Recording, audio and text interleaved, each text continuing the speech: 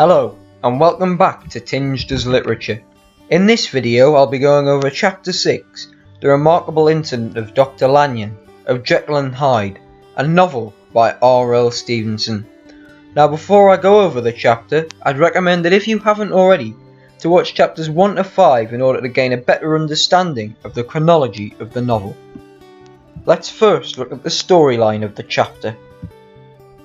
The chapter begins with the continued confusion from chapter 5 as the manhunt for Mr. Hyde has produced no results, alongside Dr. Jekyll also briefly appearing to have grown more well and happy, now getting more involved in the community. However, after a dinner party with Jekyll, Utterson isn't allowed access to his house for the following 3 days on the grounds that Jekyll has again grown ill. This causes Utterson to go and visit Dr. Lanyon, but when visiting it's immediately seen that Lanyon also appears ill, almost near to death, and he claims that his friendship with Jekyll is over. Only a week later, Utterson receives news that Lanyon has died confined to his bed, and is left with an envelope which contains another envelope reading, "It should not be opened until the death or disappearance of Jekyll." Finally, the chapter ends with Utterson continuing to be denied entry to see Jekyll, leading him to suspect Jekyll is engaged in some evil doings. Analysis of this scene presents a correlation between the appearance of Hyde and the disappearance of Jekyll. The long-term disappearance of Hyde, although not serving justice for the murder of Sir Danvers Carew, seems to have caused a great amount of relief for everyone, specifically Jekyll.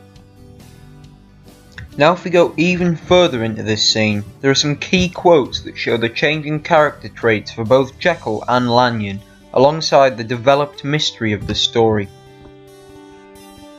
Firstly, the quote, "Voluntary Bondage," is a powerful metaphor that Jekyll has confined himself to the prison of Mr. Hyde, which massively emphasises his frail state at the start of the chapter. Secondly, the quote, "Deep-stated terror of the mind," said by Lanyon, shows that he has witnessed true evil within Hyde, and that Lanyon cannot remain unchanged by his haunting experience. It's almost as if the terror has gone to the very essence of him. Finally, the quote, "Must suffer me to go my own dark way," shows that Jekyll has chosen the path of evil, and now cannot step off the path that leads to his descent into the hellish embodiment of himself that is Hyde.